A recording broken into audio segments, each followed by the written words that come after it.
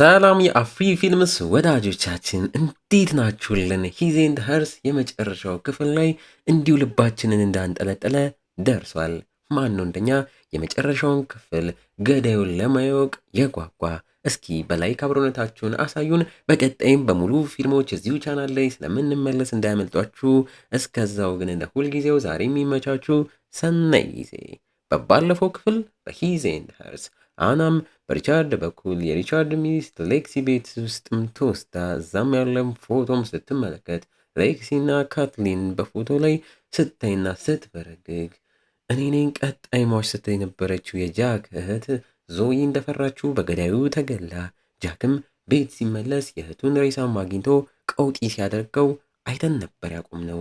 በዚህኛውም ክፍል ቀጥለን አሁን አና የገባችበት ቤት ላይ ድሮ እነ ካትሪና ከቤተሰቦቻቸው ጋርም የሚኖሩበትም እንደነበርና በጊዜውም ታዲያ በአንድ ቀን ቤተሰቦቻቸውም በጀልባ ሊያዝናኗቸው እየወጡ ወፍራሟ ካትሪናም እኔ አልሄድም ብላም ስትቀር እህትየው አድሪያም ታዲያ አሁን ስሜን ወደ ሌክሲ ቀይሬያለሁ እያለችም እየተናገረች እዛው እህት ተብያዋንም ልምከርሽ፣ ምግብ ቀንሺ፣ ምግብ ከቀነሽም ለጀልባው አሪፍ ነው ሰውነትሽ ሲቀንስ እያለች እያላገጠችባትም ስትወጣና የረሳችውን ለመተንፈሻነትም ይረዳትን መሳሪያም እንድታመጣላትም ነግራት ካትሪናም ይህን ስትሰማ ታዲያ በንዴት መንፈስም ሆና ነገርየውን መተንፈሻውን ነፍታ ጨርሳ ባዶ አድርጋ ሳታስነቃም ትሰጣታለች።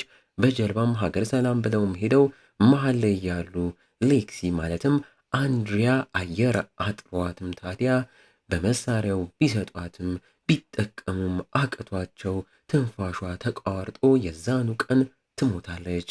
አናም በትረካ መልኩ እንዲህ ትለናለች። እናቴ ድሮ እንዲህ ትለኝ ነበር፣ አንድን ስራ ስትሰሩ በትክክል ስሩ። ማንኛውንም አይነት ስራ በተደጋጋሚ ስትሰሩ ደግሞ እየቀለለ ይመጣል። ሰውንም መግደልም ቢሆን ሰውን እየገደላችሁ በሚመጡም ይቀላልም እንዳለቻት ትናገራለች። ወይ ጉድ! አሁን ላይ አናም ታዲያ በፍጥነት ወደ ጃክም ደውላ ጃክም እያለቀሰም ስልኩን አንስቶ እህቱንም እንደገደሉበትም ሲነግራት በቶሎ ለእኔም ድረስልኝ ያለሁበትን ቦታ ልኬልካለሁ የሬቸልና የሄለን እንዲሁም የአንተ እህት ገዳይ ሌክሲ ናት፣ ሪቻርድም ሳይረዳት አይቀርም እያለችም ከኋላዋ ሪቻርድም ደርሶ ከማን ጋር ነው እያወራሽ ያለሽውም እያለ እያፋጥጣት ስልኩንም ይነጥቃታል። ጃክም የሚሰማ ማነው እሱ መጣሁልሽ እያለም ሲወጣ ረዳቱ ፕሪያም በሩ ጋር ደርሳ በደም ተጨማልቁም ስታየው እየተደናገጠች አንዳንድ ጥያቄዎች ልጠይቅክ ነበር የመጣሁት ብትለውም ፍጠኚ፣ አና አደጋ ላይ ናት፣ ሌክሲ ናት ገዳዮቹን ግድያዎቹን እያደረገች የነበረውም እያለ ወደ መኪናው ሊገባ ቢልም ፕሪያም ሽጉጧን አውጥታም ደቅናበት እያስቆመችው ቁም፣ ለምንድን ነው ቀለበት የጠፋ ብለክ የሬሳ ክፍል ውስጥ ውሸትክን የገባከው? ለምንድን ነው የሌላ ሰው ዲኤንኤ ናሙናም የሰጠከው? ለምንድን ነውስ በደም አሁን ላይ የተጨማለከውም እያለች ትጠይቋለች። ጃክም በንዴት እንዴት እኔ ላይ ሽጉጥሽን ትደቅኛለሽም እያለ ይጮባታል። እሷ ግን ለምንድን ነው የሬቸልን ስልክ የሚፈልጉትን ሰዎች ያስቆምኳቸውም እያለች ሌላ ጥያቄ እየጠየቀች የጥያቄ ናዳ የወረደችበትም ስልክ ደውላ ተጨማሪ ኃይል ትጠራለች። በለው ጃክም ተረጋጊ፣ እኔው ራሴ ጃክ ነኝ እኮ እያለም በቀስታ ተጠግቷት በኃይል መቶ ሽጉጧን ነጥቋት ራሷንም አስቷት በፍጥነት ወደ አና ጋም ይገሰግሳል። አናም ጋር ሪቻርድ ስልኳንም ነጥቆ ከጃክ ጋር እያወራች እንደነበረም ሲያቅ እናንተ ሀብታምና ዝነኛ ተብዬዎች ግን በሰው ህይወት ላይ መጫወት ትወዳላችሁ እያለ ሲበሳጭባት እሷም አንተም ባለትዳር ነህ እሱን አትርሳ፣ አሁን ለሌክሲ አትዋሽላት፣ እውነቱን ለፖሊሶች ተናገርም ስትለው ሪቻርድም እየተገረመ የምን እውነት? እነዛን ሴቶች እሷ የገደለች መስሎሽ ነው ወይ? አንቺም ልጠረጥሪ ነው እያለ ሲናገር እሷም ቀልጠፍ ብላ ሳልቀደም ልቅደም በሚል ቦርሷን አንስታ ከውስጥ ሽጉጧን አውጥታ አከታትላ ስተኩስበት እየሮጠም ያመልጣታል። ቀለሃም ሲያልቅባትም አይቷት ሊመለስ ሲል በሩን ዘግታበት ከኋላም ራሷ ሌክሲ ሲመታ ታጠቃታለች። ሁለቱ ሴቶችም ከባድ ፍልሚያም ማድረግ ይጀምራሉ። በለው እኛም እዚህ ጋር ትልቅ እውነት እንረዳለን። ሌክሲ ማለት ድሮ ወፍራም የነበረችው ካትሪናም እንደሆነች የዛኔ እውነተኛዋ ሌክሲ ማለትም አንድሪያንም በበሽታ በመተንፈስ ማቅቷት ሞተች። ከዛን ጊዜ ጀምሮም ታዲያ ካትሪና ስሟን ቀይራ እህቷን መስላ ሌክሲንም መስላ በህይወት እንደቆየችም እንረዳለን በለው። ያንንም አሁን ላይ ማመን እያቃተ አናም ታዲያ ካትሪና እዛ ጫካ ውስጥ አስገብተሽ ጉድ ያደረግሽኝ አንቺ ነሽ እያለችም እቃ ስትወረውርባትና ስትወቅሳት አናም እኔ አይደለሁም እነ ሬቸል እንጂ እኔ በጭራሽ ያንን አላሰብኩም እያለች ይደባደባሉ። በመሃልም የቆሰለውም ጥርሷም ተመቶ እሱንም አውልቃም ጥላ በንዴት መፋለሟን ትቀጥላለች።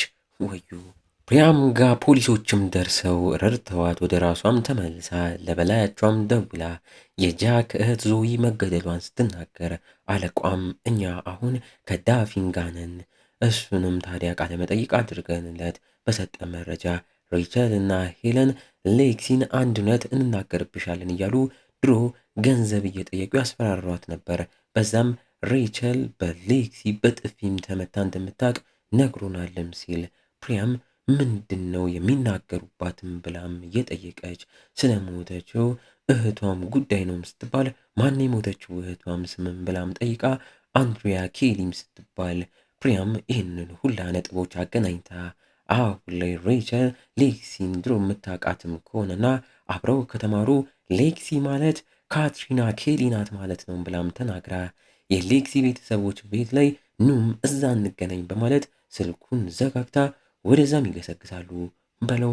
ጃክም ታዲያ ለአና ደጋግሞ እየደወለ እሱም ወደ ቦታው ሲገሰግስ አናና ሌክሲ መፋለማቸውንም ቀጥለው እንደዛው ደም በደም ሆነው ተቀጣቅጠው ቁስል በቁስል ብለው በወደቁበት አናም ጃክ እዛ ደርሶ ሲጠራትም ሰምታ ልትነሳም ስትሞክር ሌክሲ ተንደርድራ የወደቀውን የአናን ሽጉጥ አንስታ ቀላ ያለበት ጋር እስኪደርስላት ባዶ ቢሆንም ወደ አና አነጣጥራ ብትተኩስም ጃክም ደርሶ አናን ያተርፋታል። በዛው ቅጽበት ከወደ ውጭ ፕሪያም ደርሳ አነጣጥራ ሌክሲ ላይ ተኩሳ አናቷን በጥይት ብላ ትገላታለች።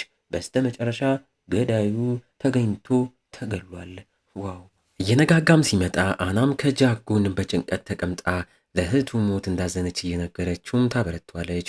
እሱም ታዲያ ምንድነው አንቺና እህቴ እንዲሁም እነ ካትሪና ትምህርት ቤት ላይ የነበራችሁ ነገር ምንድነው ያጣላችሁስ ሚስጥርም ብሏት አናም ለአመታት ለማንም መናገር ያልቻለችውን ሚስጥር ትነግሯለች። የ16ኛ ዓመት ልደቴም ጊዜ በሬቸል ሐሳብ ወደ ጫካ ሄደን እንዝናናም ብለው እነ ካትሪናም እንድትመጣ ጋብዘዋት አብረን ሄድን። ግን እዛ ያላሰብነው ነገር ተፈጠረ። ሬቸል የጠራቻቸው 3 ወንዶች የኛውን ፎቶ አሳይታ አስመርጣቸው በገንዘብ ሸጣን። እሷ ሄለን እህትህ ዞይም ታዲያ ባሉበት ተቀምጠው እያዩ ካትሪናን ወንዶቹ ደፈሯት እያለች እያለቀሰች ትነግሯለች። ይህንንም እስከዛሬ ያልነገርኩክ ከእህት ጋር እንዳትጣሉ ነው። እኔም ነገሩን እስካሁን እንዳልተፈጠረም እያሰብኩ ይኸው ኖርኩም ብላም ታለቅሳለች። ጃክም ታዲያ እየተገረመ ያቅፍም ያባብላታል። ውስጥ ላይ ፕሪያም ከአለቃዋ ጋርም ሆና የሌክሲን ክፍል ሲበረብሩ በሚገርም መልኩ ከሬቸል ሬሳ ላይ የተነቀሉትን ጥፍሮችና በተጨማሪም ለግድያ የተጠቀመችውን ተመሳሳይ ስለትም አግኝተውባት በእርግጠኝነት እነ ሬቸልን የገደለችው ካትሪና ወይም ደግሞ ስሟን የቀየረችው ሌክሲ እንደሆነችም ያረጋግጣሉ። ማንም ያልገመታት ሰው ውጪም ተባባሪ በሚልም ባልየው ሪቻርድም ምንም የማውቀው ነገር የለም ቢልም ታስሮም ይወሰዳል። አናም ይህ ሁላ ነገር ቢፈጠርም ራሷን አበርትታ ለጃክም በርታልኝ እያለችው ዘገባዋን ልታቀርብ ወደ ጋዜጠኞች ጋም ታመራለች። እንግዲህ ይህ ሁላ ውጥንቅጥ ከተፈጠረም በኋላ ድፍን 1 ዓመት ያልፋል። አሁን ላይ አናም ወደ አትላንታ ተመልሳ ምኞቷ የሆነውን ስራ የዜና ዘጋቢነት ስራዋንም በደስታ ስትሰራ እንዲሁም ባሏ ጃክም የእህቱን የዞዊ ልጅም አትላንታ ውስጡም እያሳደገ እንዳለና እሷን ይዞ አና የምትሰራበት መስሪያ ቤትም ሊቀበሏት ይሄዳሉ። እኛም አና አሁን ላይ እርጉዝ እንደሆነችና ያረገዘችውም ከምትወደው ከባሏ ጃክም ሲሆን በደስታ ከነሱ ጋር ተገናኝታ እናትየውን ከ1 ዓመት በኋላ ለመጠየቅ ቤተሰቡ ተሰባስቦ ወደዚህ የተረገመ መንደርም ይሄዳሉ። አናም ይህ ፊልም ሲጀምር እንዳለችን በእያንዳንዱ ታሪክ ላይ 2 የተለያየ ታሪክ አለ። የኔና ያንተ፣ የእሱና የእሷ፣ የእነሱና የኛ። ስለዚህ ሁልጊዜ የሆነ ሰው እየዋሸ ነው ማለት ነው እያለችን ነገሮች ሁሌ ለምን በትክክል አልሄዱም ብል ነበር። ግን ለዛ መልስ ሁሌ እዚህ ያደግኩበት ቦታም አገኘው። ሰዎች በየሆነ ጊዜ ማድረግ የሌለባቸውን ነገር አድርገዋል። በዚህም ታዲያ ሰዎች ፊቴን፣ ማንነቴን፣ ስሜን ሁላ ሊያውቁ ይችላሉ፣ ግን የውስጤን በጭራሽ አያውቁም። ሰዎች ራሳቸውን ለሰዎች በሚያሳዩት ባህሪ ሊሸፍኑም ይችላሉ፣ ግን የውስጥ ባህሪያቸውን መቼም አይጠፋም። ሰዎች በጣም ጨካኞች ናቸው። ለዛም ራሳቸውንም ሰዎችንም ይዋሻሉ። ንዴት ራስን ነው የሚጎዳው ቢባልም እኔ ግን ሁልጊዜ ከእንቅልፌ ተነስቼ እንድሰራ የሚያደርገኝ ራሱን ንዴቴ ነው። ንዴታችንን እንዳጠቃቀማችን ነው እያለችን የሞተችባቸውን ልጃቸውን መቃብርም ጎብኝተው እናትየው ቤት ለጉብኝት ያርፋሉ። ከክፍሏም ታዲያ አኗም ገብታ ልብሷንም ስቀያየር በእናቷ የተቀመጠላትን ደብዳቤም አግኝታ አንስታም ታነቧለች። እንግዲህ እንዲህ እያለን የዚህ ገራሚ ሙቪ ማገባደጃ ትዕይንቶች ላይ ተቃርበናል። ይህን ቻናል እንዲሁም ተከታታይ ሙቪዎች የምንለቅበት ይቻለምና ፊልም ወዳጅ ቲዩብ ቻናሎቻችን የኛ ናቸው። እየሄዳችሁ ሰብስክራይብ እያደረጋችሁ አበረታቱን።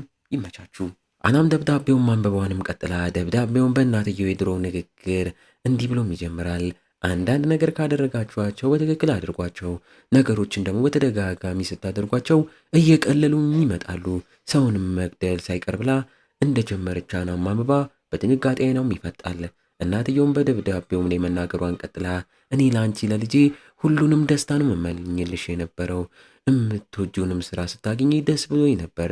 ልጅም ከጃጋ ስትወልዱ ደስታሽን ሳይ ደስታሽ እጥፍ ድርብ ሆነም ለኔም።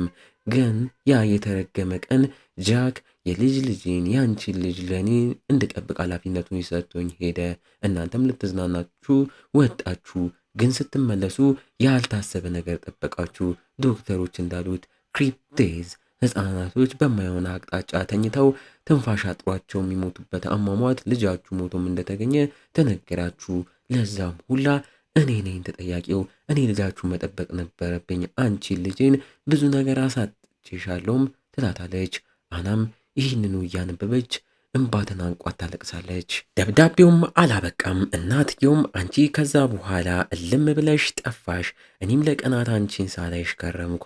የአንቺን የድሮ የተቀረጹ ቪዲዮዎችን ሁሌ ከመንተኛቴን በፊት እያየው ናፍቆቴን እወጣለሁ። ሁሌም ታዲያ የልጅሽ መቃብር ቦታም እየሄድኩ አንቺ እዛ ከመጣሽ ብዬ የምጠብቅሻለሁ። ግን አንቺ አንድም ቀን መተሽ አታቂም። አንድ ቀን ግን ከርቀት የአንቺ ባል ጃክም እና የድሮ ጓደኛሽ ሬቸል መኪና ይዘው በመቃብሩ ቦታም ሆነው ሲያልፉም አይቼ ተከተልኳቸው። ጫካ ውስጥም ሲፈጽሙም ስላየኋቸው ብናደድም እኔ ለአንቺ ደስታ ብቻም ስለምጨነቅ ከቲቪ ጋዜጠኝነትም ስለተነሳሽ ያም ሀሳብ ሆኖብኝ አንቺ ማያም አጥቼ የድሮ ቪዲዮችሽን ካሴቶችሽንም አውጥቼ ማየቴንም ቀጠልኩ። የመጨረሻው ርዕስ ያልተሰጠው ካሴት ላይም ደረስኩ። ከፍቼም ሳየው የ16ኛ የልደት በዓልሽም የተቀረጸ ቪዲዮም ነበር እያለች ቪዲዮንም ታያለች። እኛም የቪዲዮን ሙሉ ቅጂም እናየዋለን። በጊዜው ሬቸል እንዲሁ የጠራቻቸው 3 ወንዶችም ካትሪና ሊደፍሯትም ሲሉ አናም ካሜራዋን እየቀረጸ ማስቀምጠው ካትሪናን ልታስጥላትም ሞክራ ካትሪናም ታመልጣለች። ሰዎቹም አናም ብቻም ይዘዋት ሬቸል ሆይም በቃ እሷን ብቻ ድፈሯት ቅናሽ አላችሁም ብላቸው ለ3 እየተፈራረቁ አናን ይደፍሯታል። ወዮ አናም ታዲያ እርዱኝ ብትልም የሚረዳትም ማታ ካትሪና ሳይቀር ያንን እያየች ሮጣም ታመልጣለች። የሚገርመው ደግሞ ጓደኞቿ ሬቸል፣ ሄለን እና ዞይም ፊት ለፊት ተቀምጠው እንዲሁ አና ስትደፈር በአይናቸው በብረታ እያዩ ሃፒ በርዝደይ የሚለውን ዘፈንም ለአና እንደዘፈኑላት በቪዲዮ ላይ እንመለከታለን። በለው እነዚህ አረመኔ 3 ሴቶች እንኳንም ተገደሉ። ይህንን ልጇ ላይ ግፍ ሲሰራበት ያየችው እናትም እነ ሬቸል ላይ በቀል አድሮባትም ትነሳለች። በደብዳቤው ላይ አሁን ለአናም ታዲያ የልጅሽ ሙት ዓመት ላይ ባልመጣሽ እያልኩ እየተመኘው ግን አንቺም መጣሽ። መቃብር ቦታም በነበርሽ ሰዓት እንደፈራሁት የባልሽን ጃክ ጉድንም አየሽበት። እኔም ከርቀት እያየሁሽ ነበር። ቦታውን ለቀሽ ስትሄጂ የሬቸልን ጎማም አተንፍሼ መሄጃም ማሳጥቻት እዛው ገደልኳትም ትላለች። በለው እኛም ታዲያ በምስላችን ራሷ እናትየው 40 ጊዜ በስለት ሬቸልን ወጋግታ እንደገደለቻትና ልብሷን አወላልቃ ራቁቷን በመንገድ ላይ እንደ እብድ ስትራመድ በፖሊሶች እንደተገኘች እናያለን። ወዮ! በዚህም ማንም እኔን አሮጊቷን ሴት ገዳይ ነች ብሎም ስለማይጠረጥር ቀጣይ እርምጃዬን ቀጠልኩ። በዜናም ላይ ሌክሲ ተብያዋንም አይቻት ድሮ የአንቺ ጓደኛ የሆነችው ካትሪናም እንደሆነች አወቁ። ያንንም እነሱ ቤት ድሮ ጽዳት ሆኜ እሰራም ስለነበረ ልክ እንዳዩዋት ነው ያወቅኳት። እኔ ምንም ነገር አልረሳም። እያንዳንዱን ነገር እያንዳንዱን ያጸዷባቸውን ሰዎችና ቤታቸውን ከነ በር ቁልፋቸው ሁላ አስታውሳለሁም ትላለች። በዛም ነው የእያንዳንዱን የሄለን የምትማሩበትን መግቢያ በር ቁልፍም እንዲሁም የነጃክ እና ዞዊን ቤት ድሮም ሳጸዳ ስለነበረ በድሮ ቁልፋቸውን ተጠቅሜ እስካሁን ቁልፉን ስላልቀየሩት በዛም ታዲያ ገብታ እንደገደለችም ፖሊሶችም ሁሉም ነገር ፊት ለፊታቸው እየታያቸው ሊያገኙም አልቻሉም እያለች ካትሪና ተብያዋን ታዲያ አንቺ ስትደፈሪም አይታ ስለፈረጠጠች እስር ይበቃታል ብዬም ነበር። ግን መርማሪዋ ፕሪያ እንደዛ ጎበዝ ተኳሽ ሆናም ገደለቻት። ይህ ሁላም የሆነው የራሷ የሴትዮዋ ወጥመድ እንደነበረም እየተናገረች የኔ አናም ሆቴል ክፍልን አሰርዛም ሳይቀር አናን ወደ ካትሪና ቤት እንድትሄድ ያደረገችው ራሷ ሴትዮዋም ስትሆን ታዲያ እዛም ጃክ ደርሶ አንቺን አተረፈልኝ።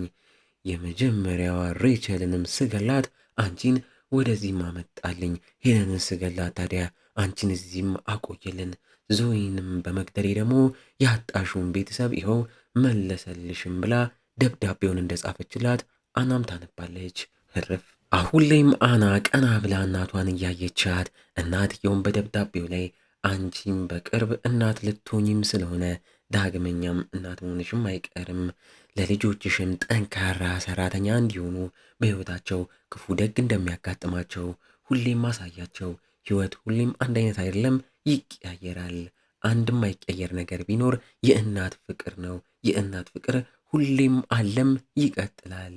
ለልጄ ለውዷ ልጄ ላንቺ ለአና እወድሻለሁ እኔ እናትሽ ብላም ደብዳቤውም ያልቃል። አናም እያነባች እናቷን ከርቀትም እያየች ግን ወዲያው ውስጧ በደስታ ተሞልቶ ፈገግ ትላለች። ዋው ፊልም ያበደ አጨራረስ። እናትየው ልክን የሰራችሁ ብላችሁ ታስባላችሁ ወይንስ ጨካኝ እናት ናት?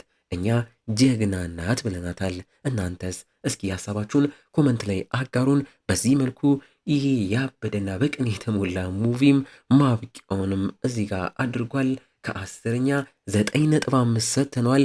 በቀጣይም ታዲያ እንደዚሁ ገራሚ ታሪክ ያላቸውን ሙሉ ፊልሞች ለምናመጣ አብሮነታችሁ አይለየን። እስከዛው ግን ይህን ቪዲዮ በላይካም በሽብሹት ቻናሉንም ሰብስክራይብ አድርጉ። እንወዳችኋለን። ቸር ቆዩልን።